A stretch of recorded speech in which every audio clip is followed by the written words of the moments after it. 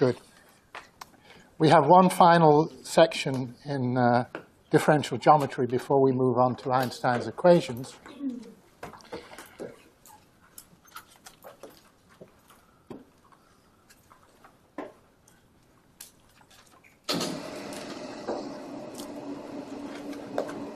Trying to find a dry board.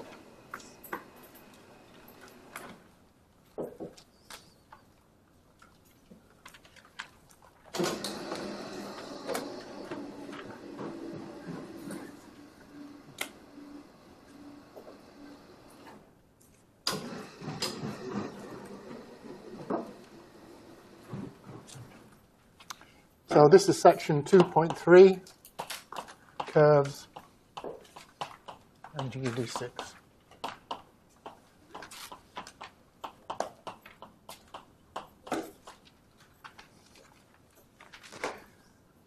One, covariant differentiation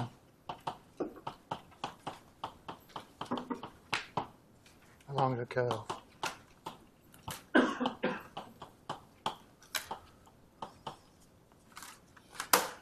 So far, we've dealt with tensors that are defined over all of space-time.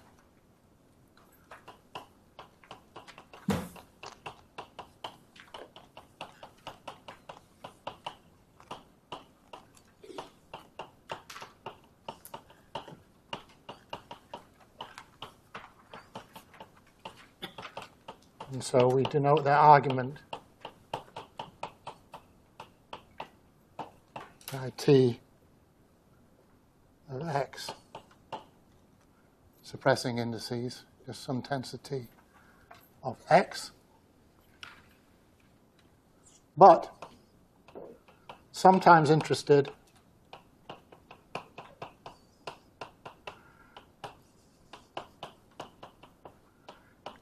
in tensors defined only over a curve.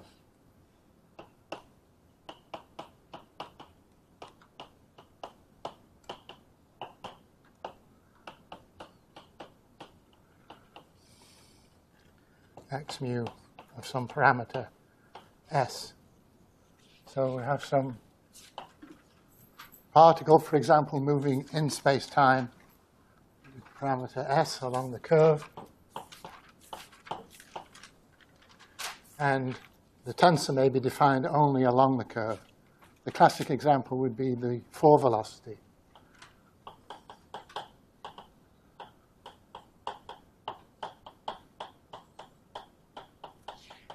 Which is d x mu of S ds,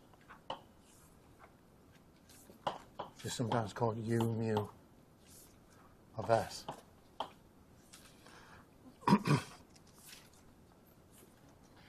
So we want to know how to define covariant derivatives of such tensors.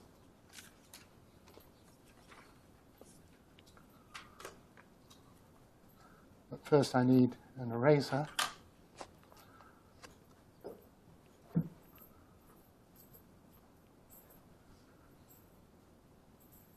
When I get to that point.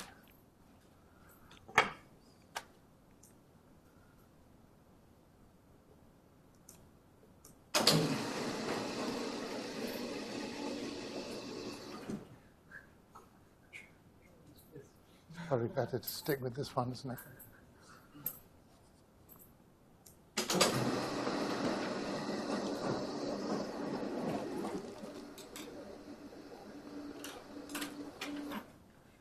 So let's consider some vector a mu of S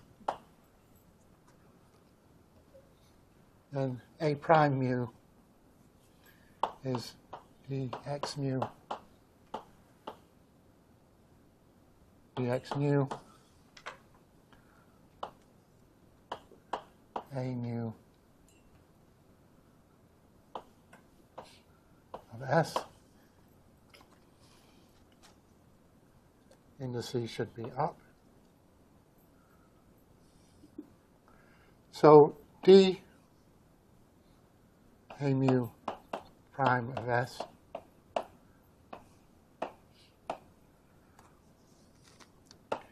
is dx prime nu dx nu times dA nu of S ds. That's one term. Would you just mind clarifying quickly what you're representing in the first line? This is a vector defined along the curve, A mu of S, and I've given you its transformation rule under a coordinate transformation. X goes to x prime.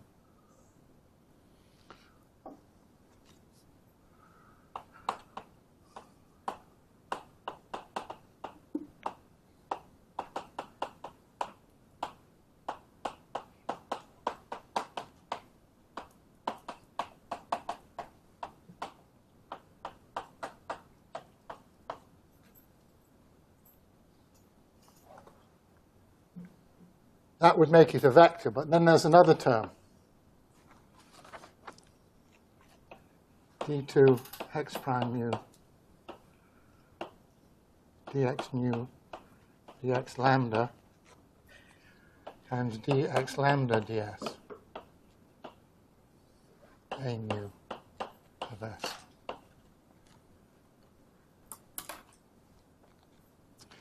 So this is not a tensor.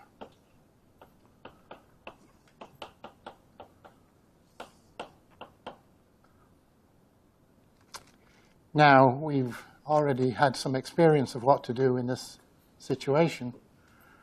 We define a covariant derivative, which I'm going to call capital D, A mu of S, ds, which will be defined to be the ordinary derivative, which is not a tensor, plus another term, which is also not a tensor, gamma mu rho sigma dx rho by ds A sigma.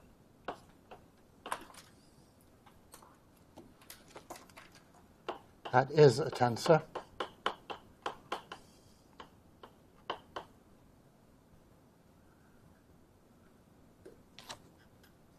And that's what we mean by the covariant derivative along a curve.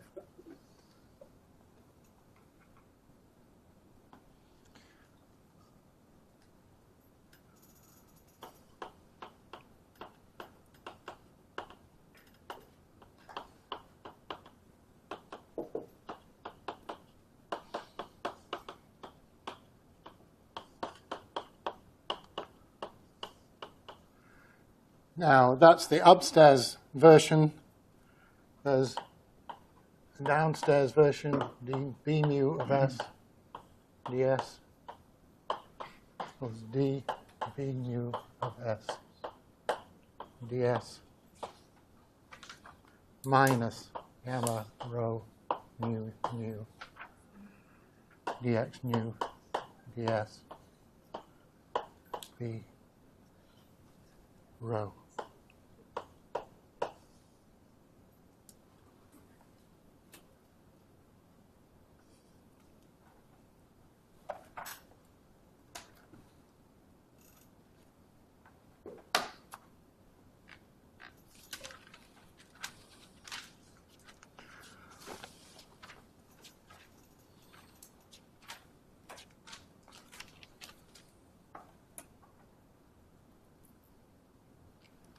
Now let's look at an example of the four velocity.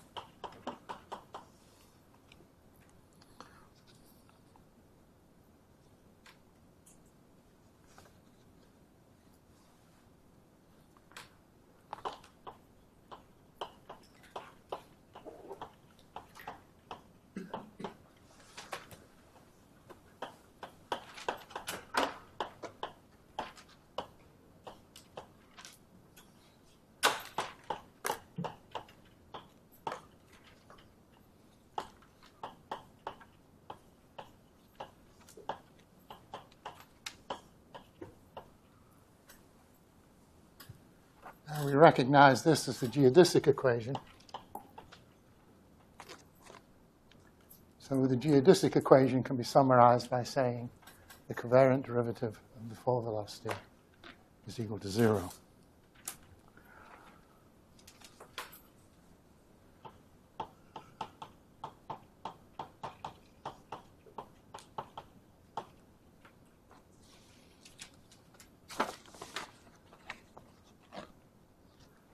And this brings us on to the topic of geodesic deviation.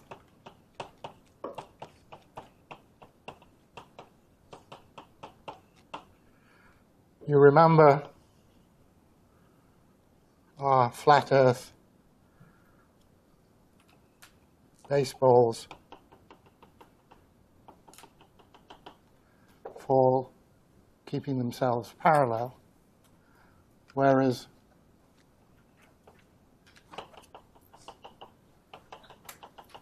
for a round Earth, they would both fall towards the center of the Earth and would be seen to be draw closer together.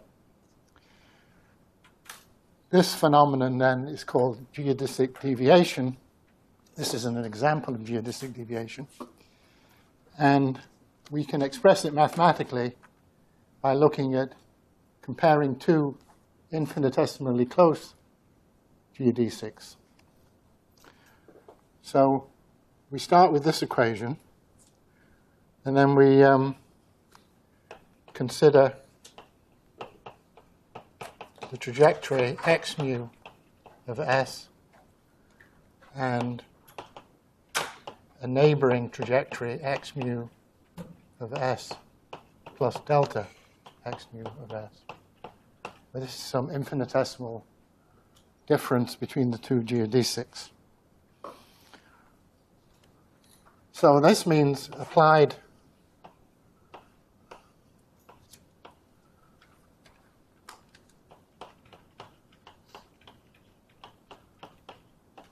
we take the same equation now for x plus delta x,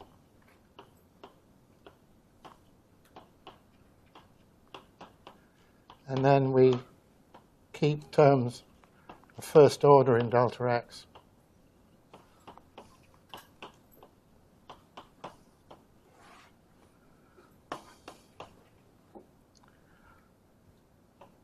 So keep terms of order delta x and subtract the first equation.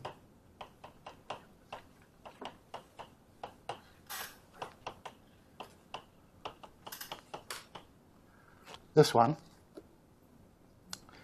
And we get an equation for delta x.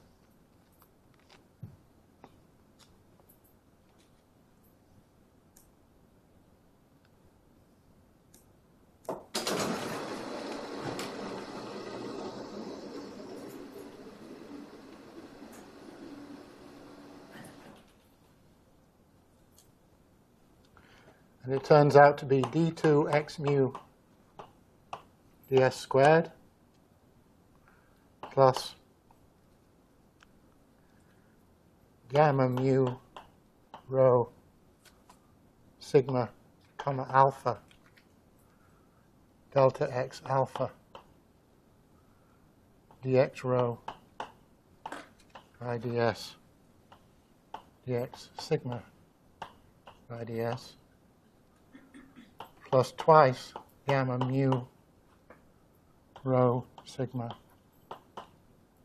dx rho by ds dx sigma by ds is equal to 0. Now this can be rearranged to make it obviously a tensor equation.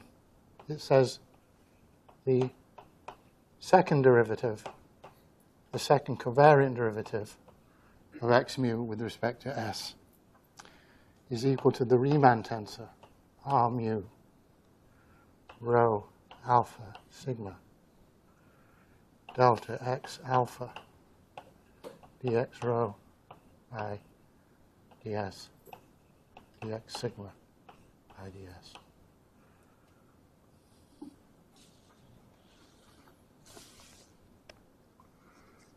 So what does this equation tell us? When the Riemann tensor is 0, the paths are indeed parallel.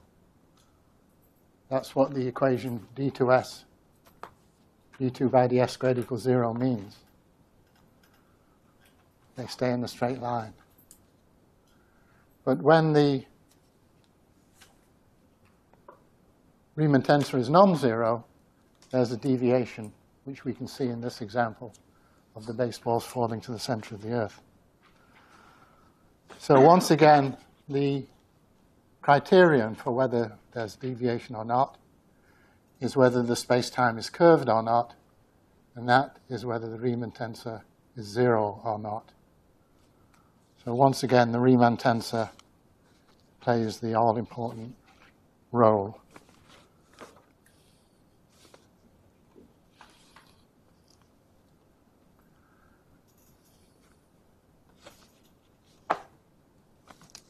Let's just look at, we've talked a lot about the Riemann tensor. It's of absolutely vital importance in Einstein's theory. It's good to get a feel for what it means. So let's do a little simple calculation.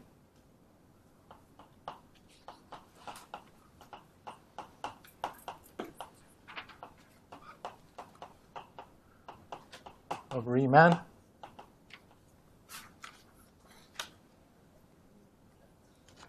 Let's suppose we have a sphere.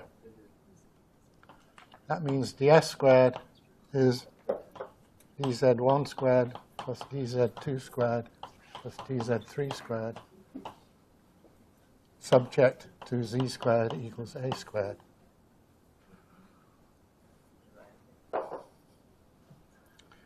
This gives, in other words, a squared is d theta squared plus sine squared theta d phi squared.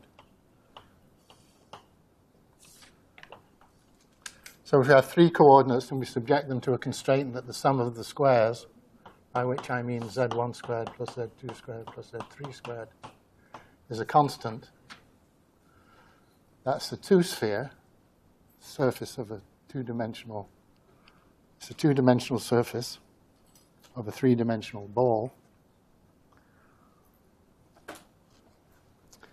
And that's what it looks like. So in other words, G mu nu, this is a trivial example of the two-dimensional Euclidean space. It's not the four-dimensional space-time that we live in, it's just an example.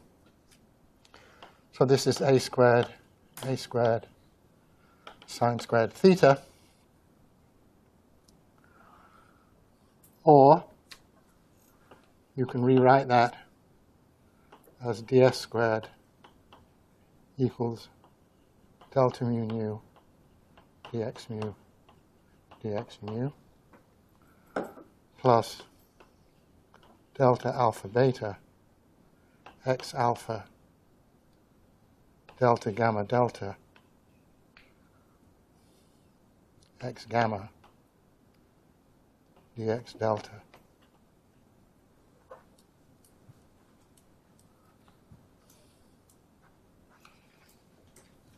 And I've missed out a dx beta term.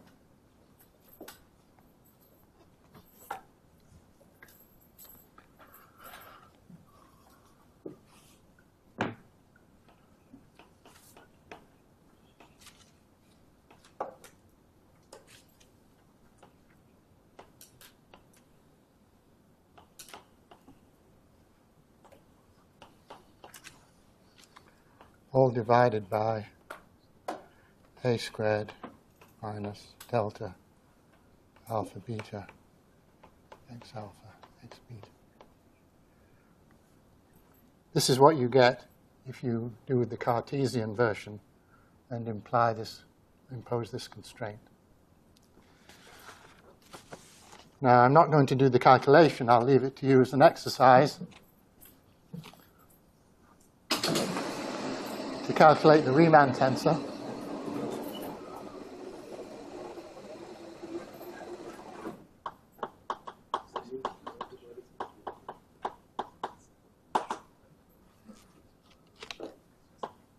And in the case of spheres, the Riemann tensor takes a particularly simple form.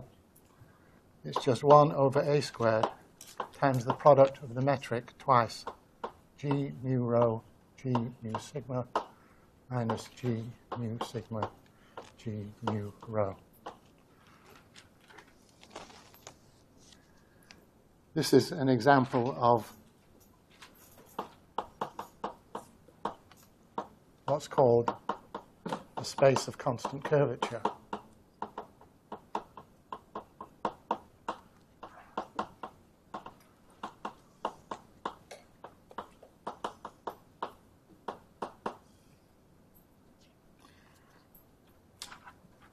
This is Riemann.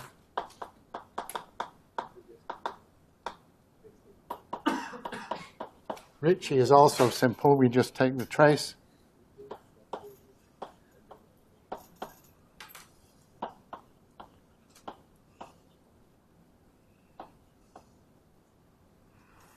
And scalar.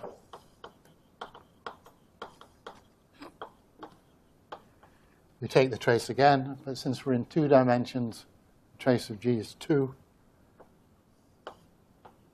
That's 2 over a squared.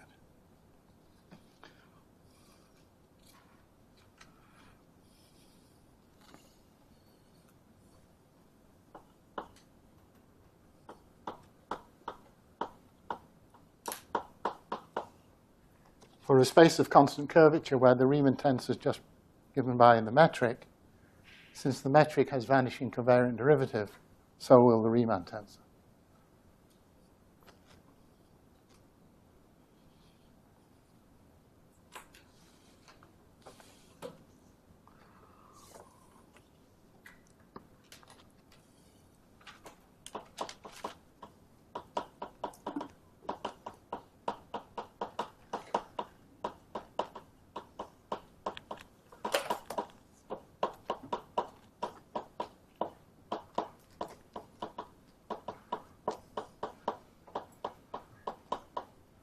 What do the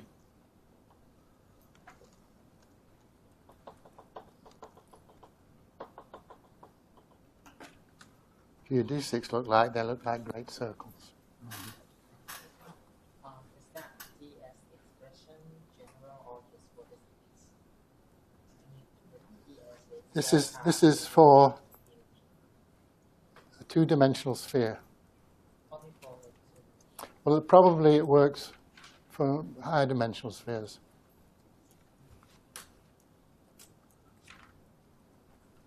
But I haven't checked that. So it's designed to be the answer for the 2-dimensional sphere.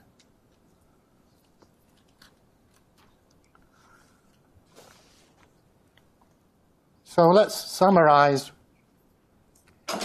this differential geometry section.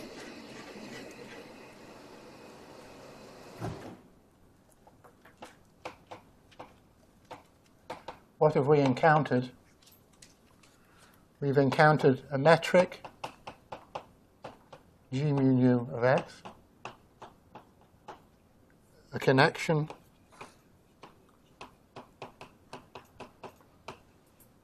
gamma mu rho sigma of x, and a Riemann tensor r rho mu mu sigma of x.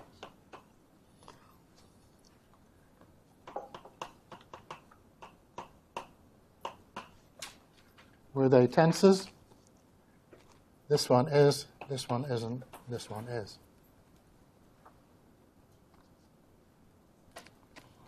What role do they play? The metric tells us how far apart 2 points are in the curved space-time.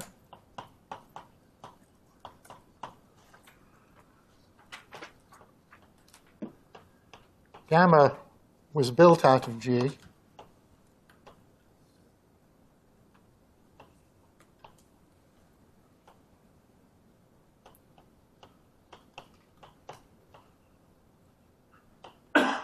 and its first derivatives.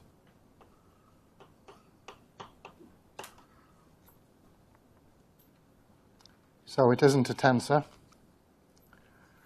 And Riemann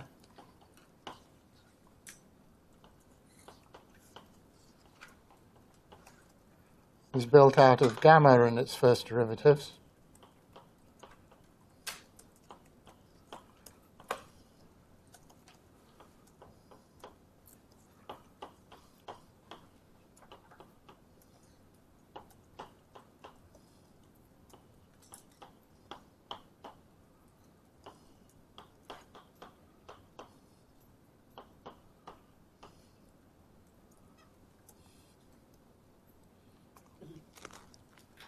What are the significance of these tensors or not tensors?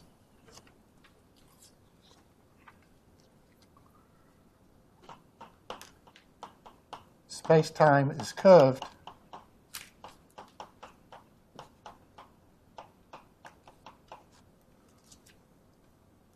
if and only if r rho mu sigma is not equal to 0.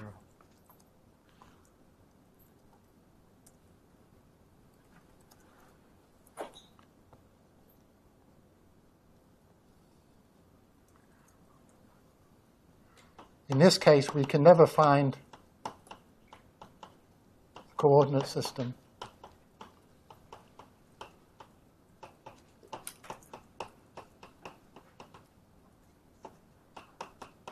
with G mu nu is the Minkowski metric everywhere.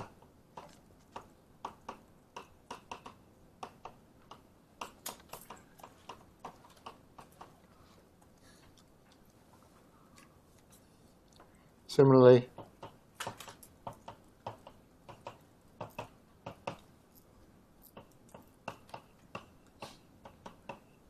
we can never find a coordinate system in which gamma is 0 everywhere.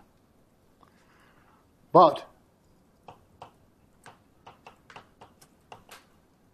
can construct locally inertial frames,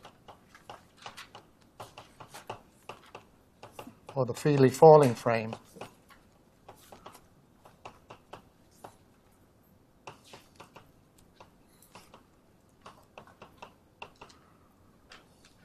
such that at a point P,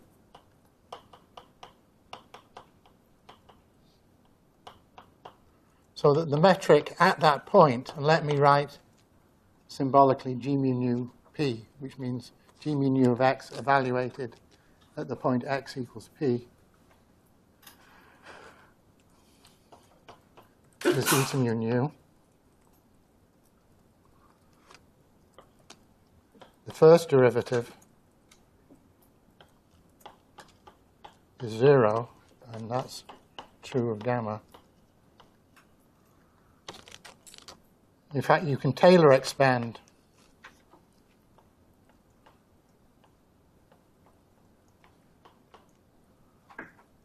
G about the point x equal P, and it turns out that the next term is R alpha mu beta nu plus R alpha nu beta mu.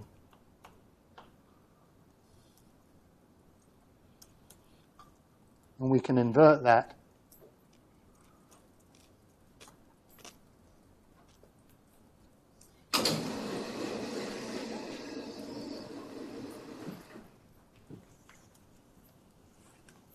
to write Riemann in terms of G, comma rho.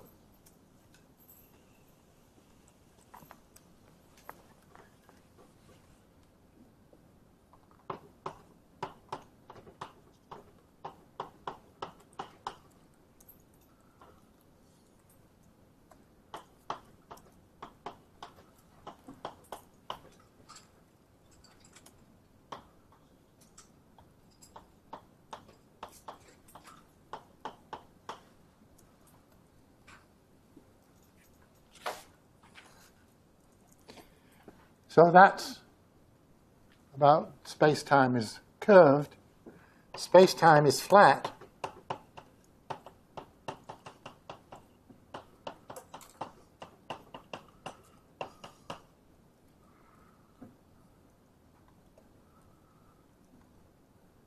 if and only if the Riemann tensor vanishes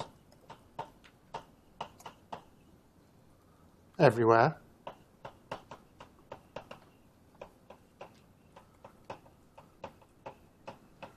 One's tempted to say that means there's no gravitational field, but strictly speaking, it means there's no inhomogeneous gravitational field.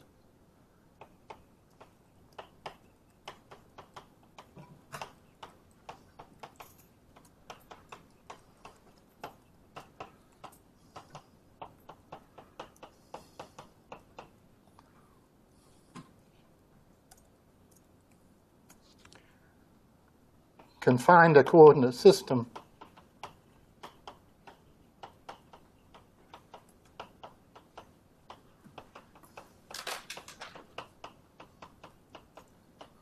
for which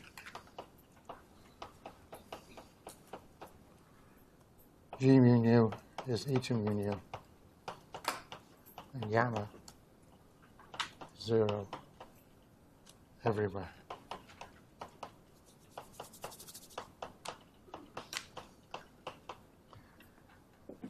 Now, if we see a G that is not equal to Minkowski, it doesn't mean space is curved.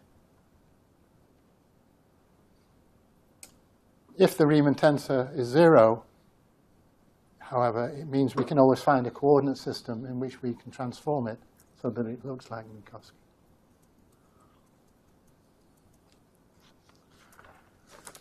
Good. So that concludes the section on differential geometry. I'll pause for questions before we move on. Yes? So the for velocity you wrote down above you. Why did we not need a covariant derivative for that one? So u is defined there as the derivative of x mu with respect to s. Yes. But why is that a tensor if we just saw that such a thing in general is not a tensor? Well, x mu is not a vector, remember. So this is dx mu is the vector. So dx mu ds is a tensor.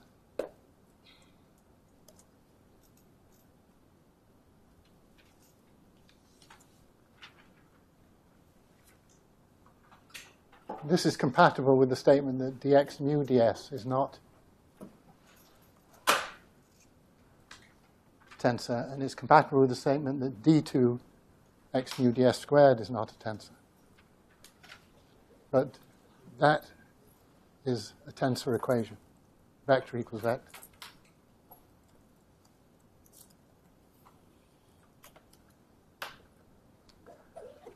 Any other questions?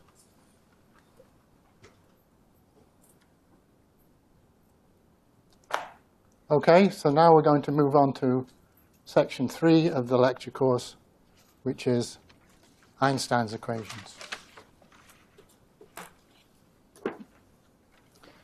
This is what all this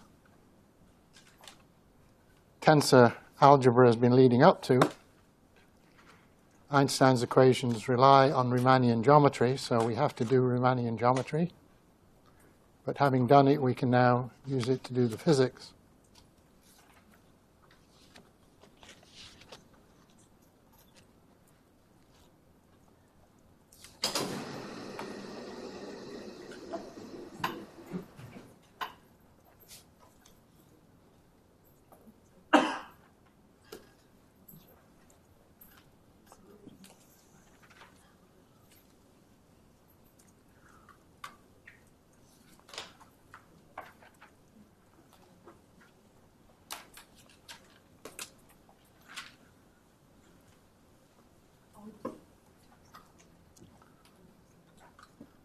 This is part 3, Einstein's equations.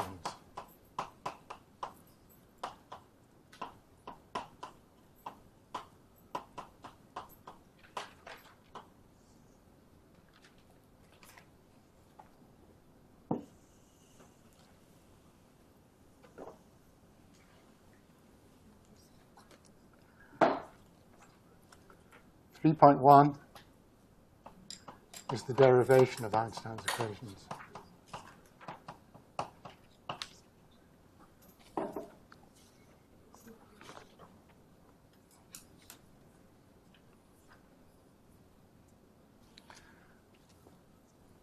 And the question we're asking is, we've decided that bodies moving in a curved space-time, their trajectories are determined by the metric tensor. Different metric, different motion. But the question we haven't yet addressed is what determines the metric itself? What are the dynamics of the gravitational field, g mu nu itself? So given that gravity is described by a metric,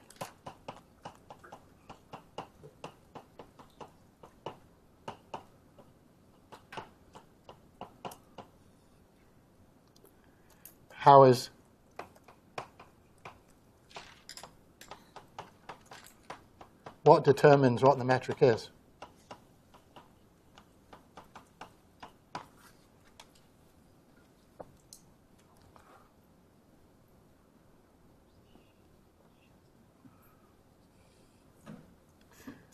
Well, Einstein said, whatever it is, whatever this equation we're looking for is, it has to reduce to what we know to be true, Newton's law,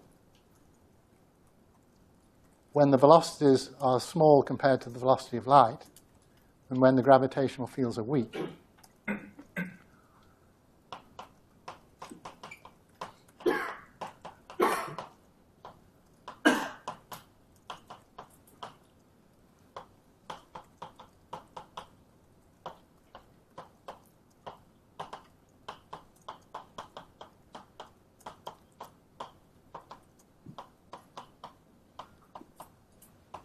Because we know that Newton's law works well in that regime.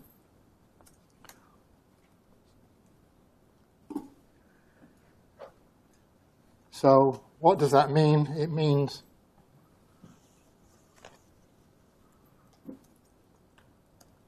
the first condition means dx by ds is smaller than dt by ds.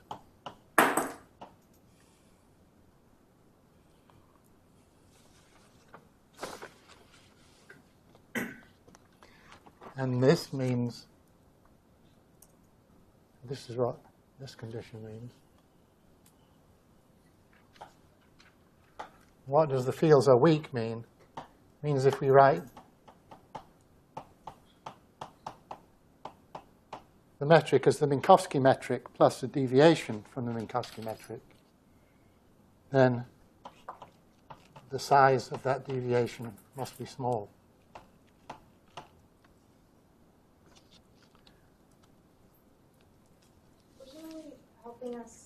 Would you mind explaining why the condition you wrote under v much less than c is implied by v much less than c?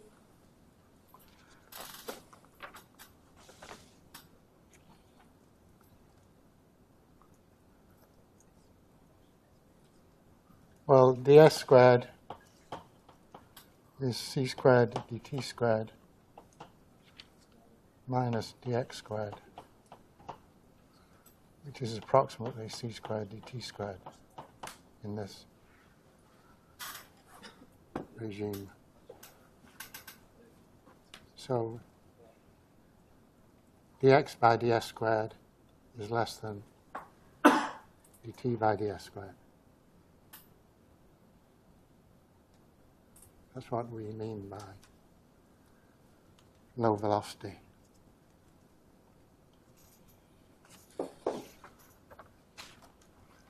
So let's look at the geodesic equation.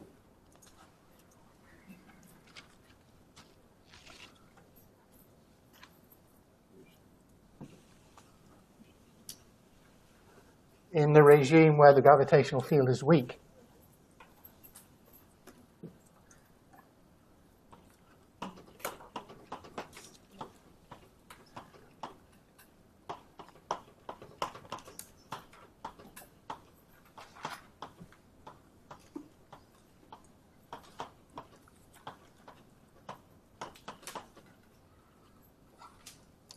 It reduces to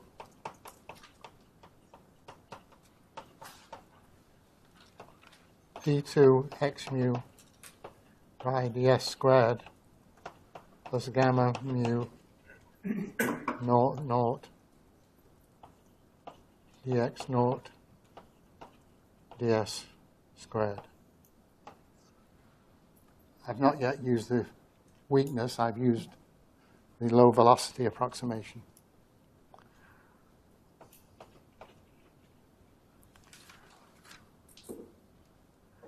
Now we're going to let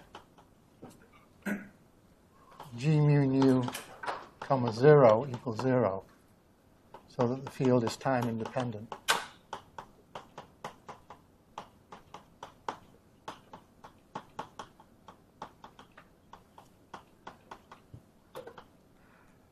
What's behind this logic is to try and compare it with Newton's law.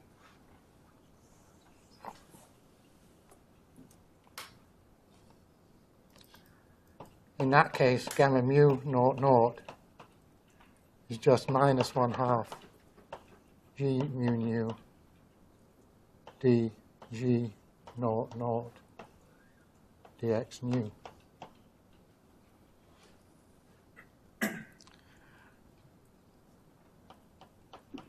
And now, if the field is weak,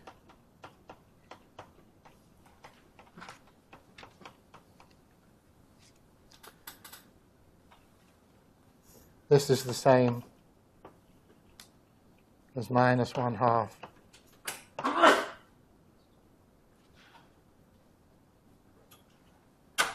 eta mu nu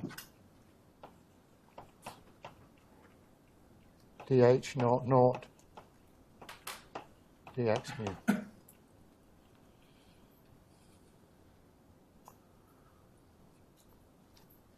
So putting all this together, we find that d2x ds squared equals minus 1/2 dt by ds squared gradient of h naught naught and d2t ds squared equals 0.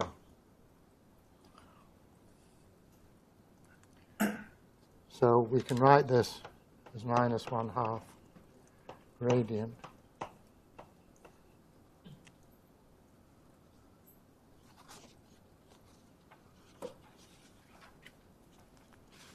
so we can now compare this with Newton's law.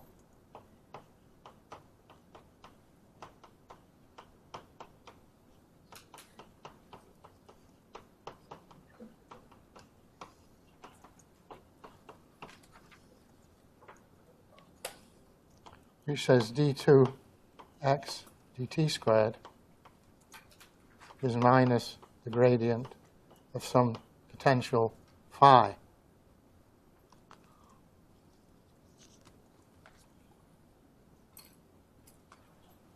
So it's looking like Newton's law.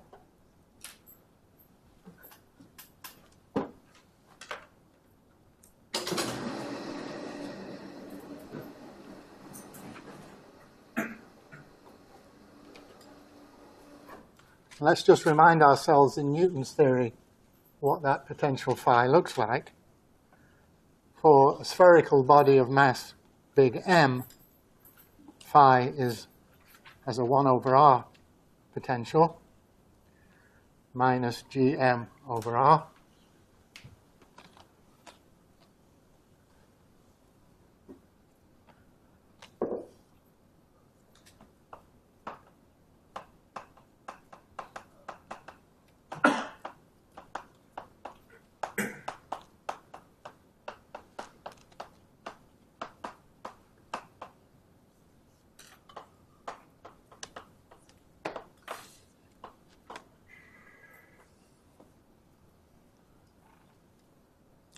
So by comparison,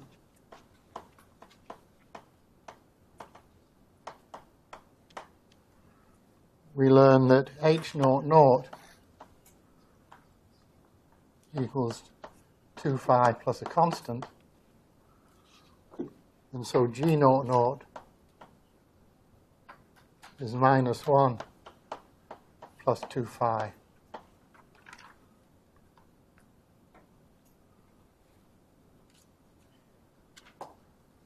Now here I have to get my signature correct.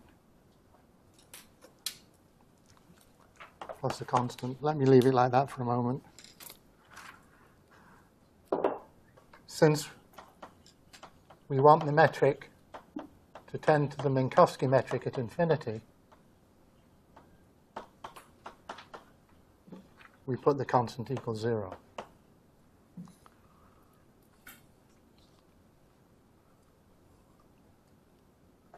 I think I want a minus sign if I'm in the Weinberg's metric.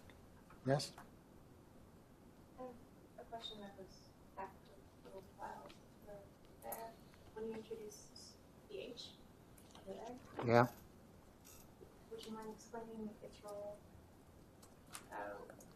What you're denoting by it? We're going to look at gravitational fields that deviate from flat space by a small amount, which we're calling h mu nu. So the definition of h mu nu is g mu nu minus eta mu nu.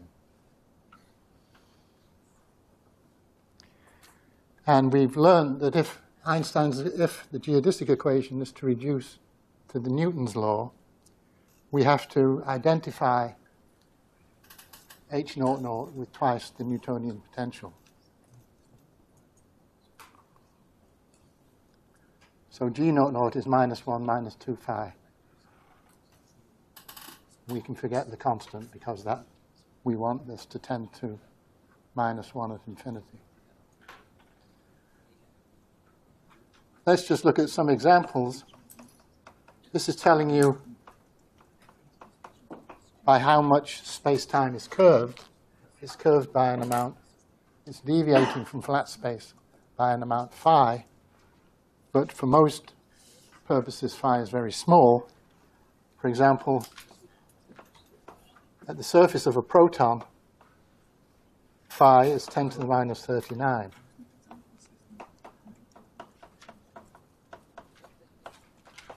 So, to a very good approximation, space at the surface of a proton is flat.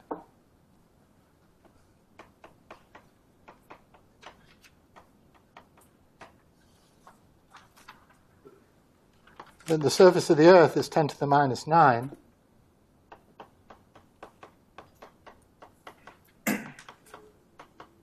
So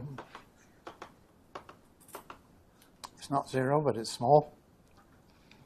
At the surface of the Sun is 10 to the minus 6.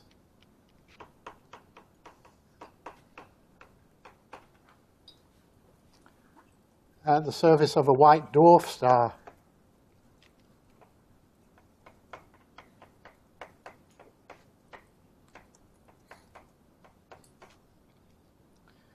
and you can all guess where it's equal to 1. That's at the surface of a black hole.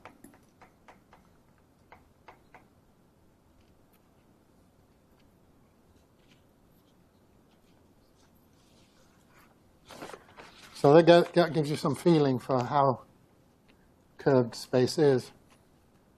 The answer is not very much in our environment, but on astronomical scales it is, and it becomes very strong when black holes are involved.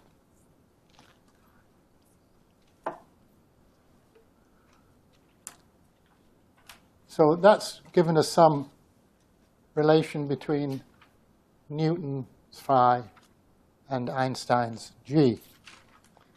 But we still haven't addressed the question of what determines g. Yeah? Going from h naught naught to g naught naught. Yeah. Phi, 2 phi went to minus 2 phi. Why the minus sign in front of the phi? I guess I should have put a minus sign there. It's a question of, for some reason in the notes I had, I was in metric 1, minus 1, minus 1, minus 1, whereas we've been using minus 1, 1, 1, 1. So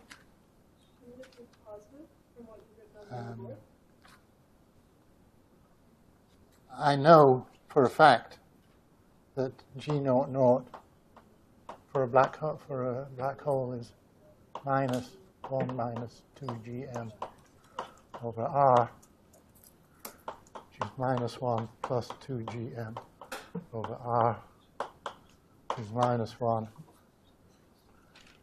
minus 2 phi. So this has to be correct. So I guess in order for that to be correct, I need a minus sign there.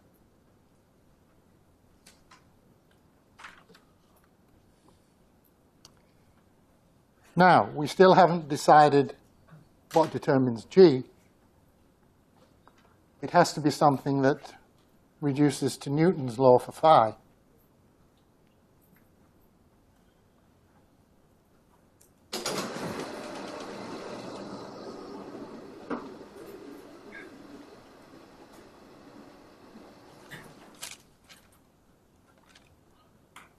Newton's law for phi was some Poisson equation. So we're looking for something that reduces to that in the appropriate limits.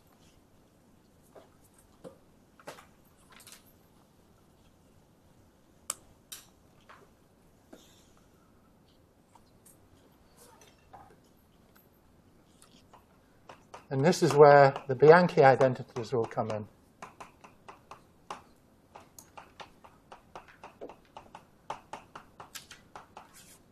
As I indicated they would at the time we introduced the Ricci tensor and the Einstein tensor.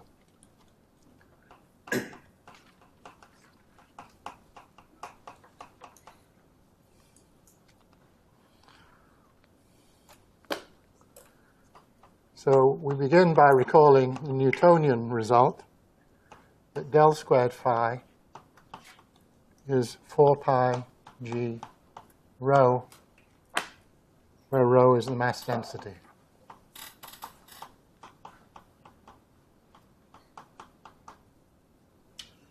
This is what Newton says.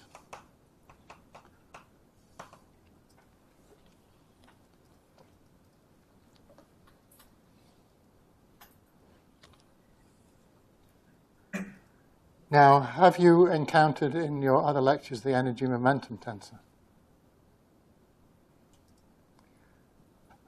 Maybe if we haven't, we'll spend some more time on it in a different lecture. But for now, I just want you to recall or accept that for non-relativistic matter,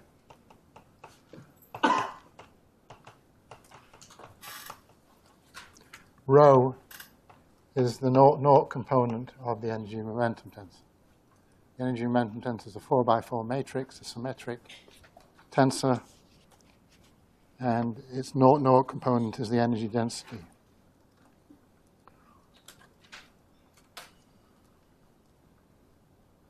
So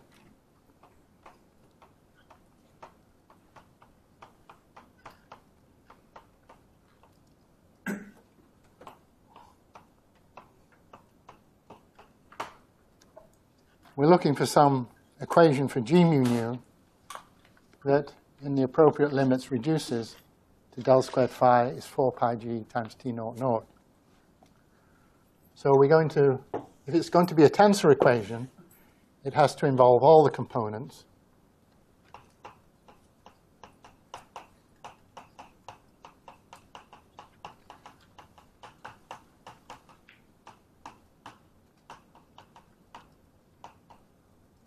Some tensor x mu nu is minus 8 pi g t mu nu.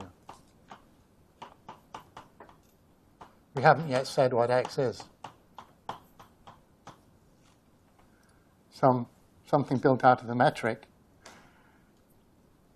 something built out of phi in the Newtonian case, or out of g mu nu in the Einstein case, is 8 pi g t mu nu.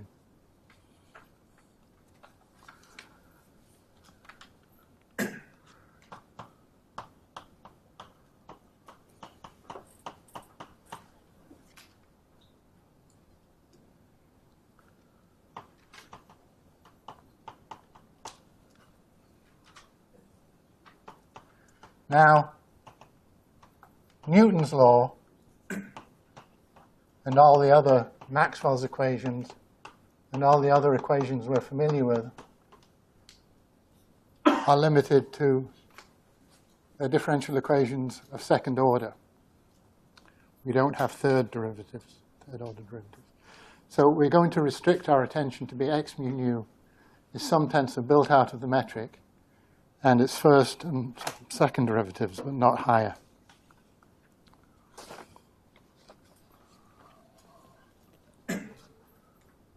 So by a process of elimination, we're going to narrow down what x is.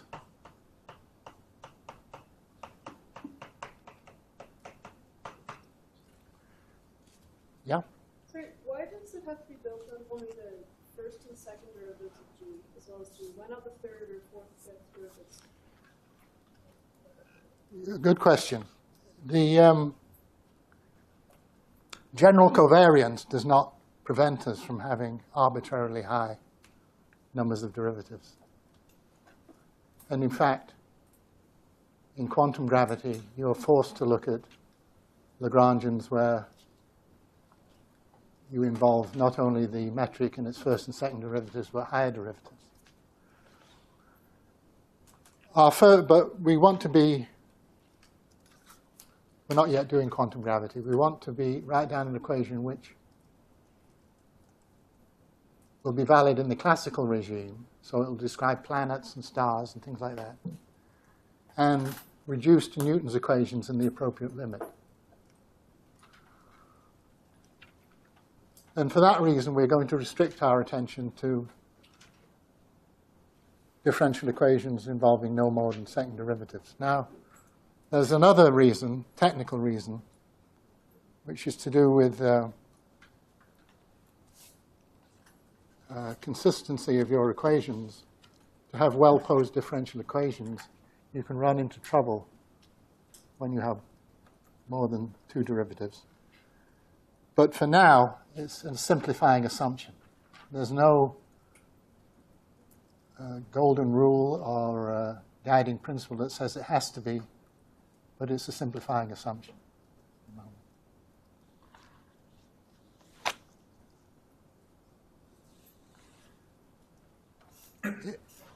In Einstein's case, he was just trying to get Newton's laws, which themselves don't involve more than two derivatives. So that was what he was doing. But again, that doesn't rule out, there's no principle that rules out higher order corrections that vanish in the Newtonian limit. That would be equally as good. But for simplicity, we're not going to consider those. So what are the possibilities if we assume no more than two derivatives? Well, there are only two tensors available.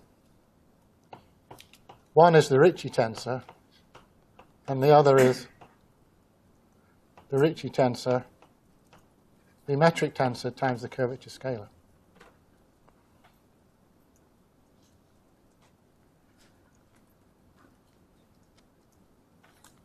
Actually, there's the third one, which would be proportional to the metric itself. I'll come back to that in a minute. But Einstein did not. I'm following the historical route. This is what he did to begin with. Now, I mentioned this cartoon where he writes various fractions for A and B before and crosses them out before arriving at the right one. The right one is fixed by the Bianchi identities, as it turns out. Because if we take the covariant derivative of x, this will be A r mu nu semicolon alpha plus B r G has vanishing covariant derivative, so that stays as G. And then we have R comma alpha.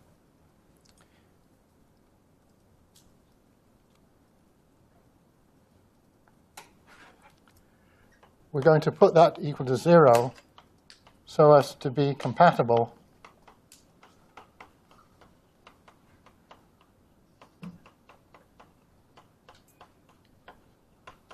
with the fact that we want the energy momentum tensor.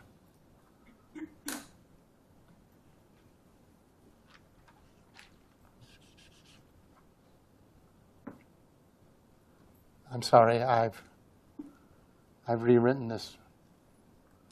Let me erase this and rewrite it.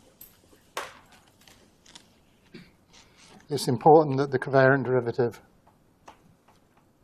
be contracted with one of the indices. So I'm going to write it upstairs is A R mu nu semicolon mu plus B G mu nu semicolon mu. So as to be compatible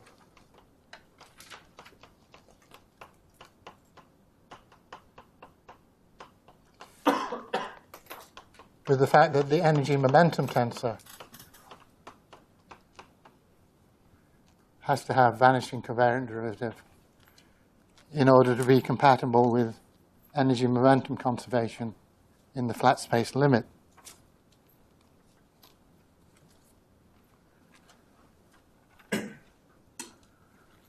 But this is where the Bianchi identities come in, because there was a very special combination of R mu nu, G mu nu, and R that did have vanishing covariant derivative.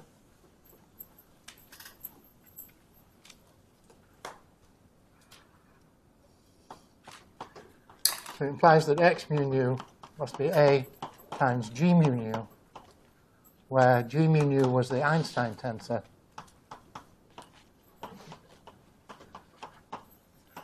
which has the magic factor 1/2 G mu nu R.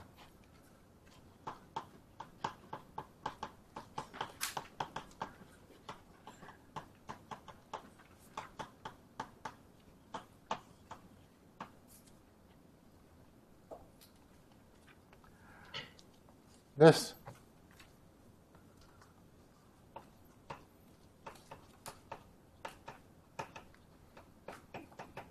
satisfies the Bianchi identity, G mu nu semicolon mu equals 0. And you see the point I was making in an earlier lecture, that this was the result of rather abstract Riemannian geometry, forced us to conclude that this was identically conserved. The conservation of energy and momentum is, by contrast, a very physical concept, which we carry over to the curve space case by replacing ordinary derivative by a covariant one. And yet we've seen that the two are related, in that we are forced, in looking for the right equation for gravity, to make it the Einstein tensor. And to fix A,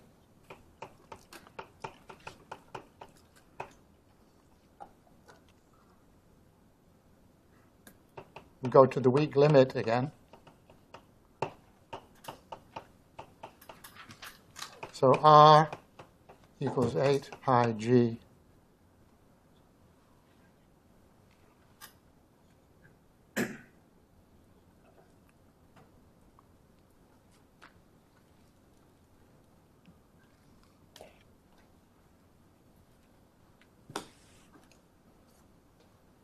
If we take the trace, we get R minus 4 over 2. So that's minus R equals 8 pi G times A is 8 pi G T mu nu G mu nu, which is approximately equal to 8 pi G T naught naught. So R naught naught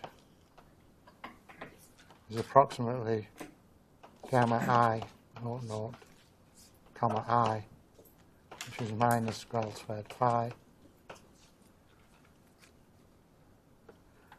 And G naught naught is approximately del squared G naught naught, which is 2 del squared phi, is 8 pi G rho, which implies A equals 1. So to summarize, we've derived Einstein's equations by requiring they reduce to Newton's equations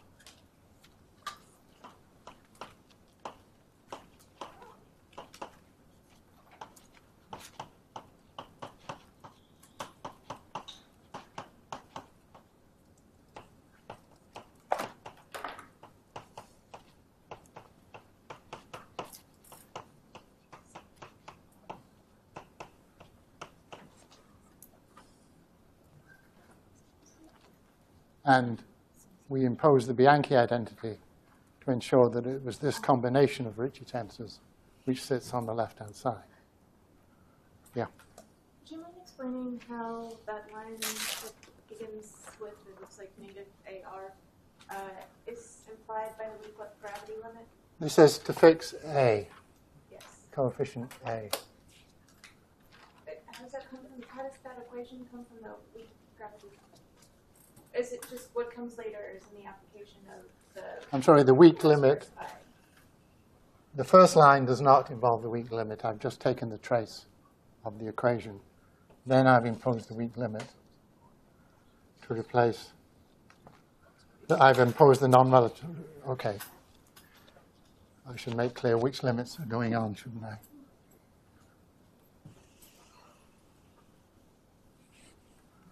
So first of all, take the trace. Then we take the non-relativistic limit.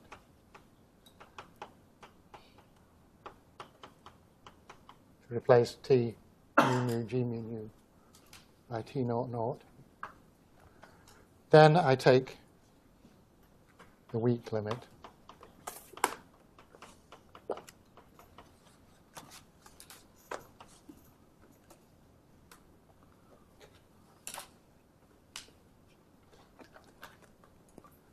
So I've done 3 steps. First of all, I took the trace of the equation with no limits, and I looked at the non-relativistic limit, then I took the weak limit.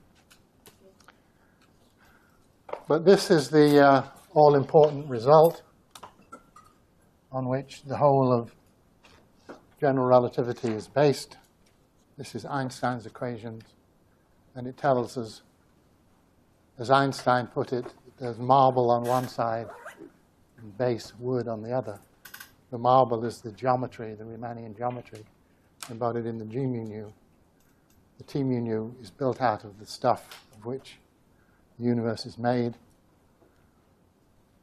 Elementary particles, atoms, planets, galaxies, all sit on the right-hand side. And as John Wheeler put it, matter tells space how to curve, space tells matter how to move, or words to that effect. But these are very nonlinear differential equations. G mu nu, you remember, is built out of R mu nu. R mu nu is built out of the Riemann tensor. The Riemann tensor is built out of gammas. And gammas involved inverse metrics, so it's a very nonlinear set of differential equations, but it's a second-order differential equations. And what we're going to be focusing on next is how to solve these equations.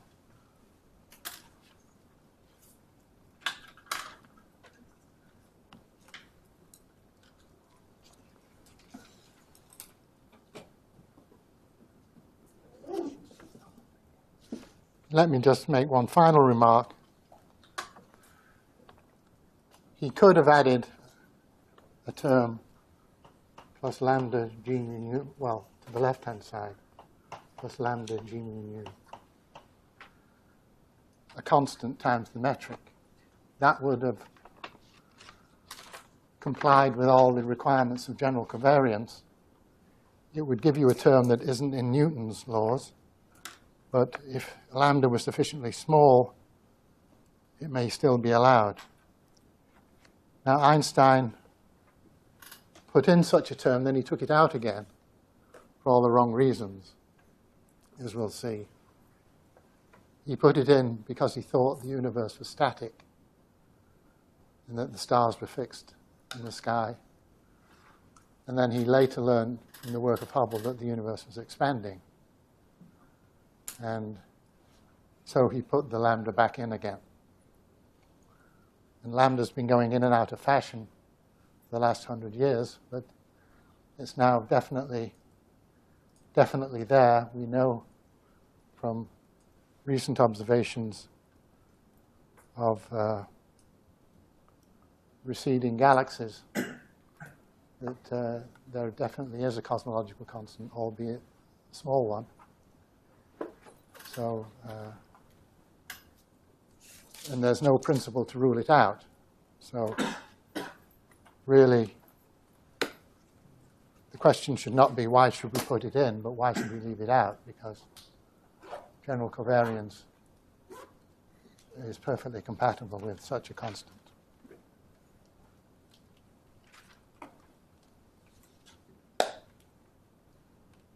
Okay, see you tomorrow.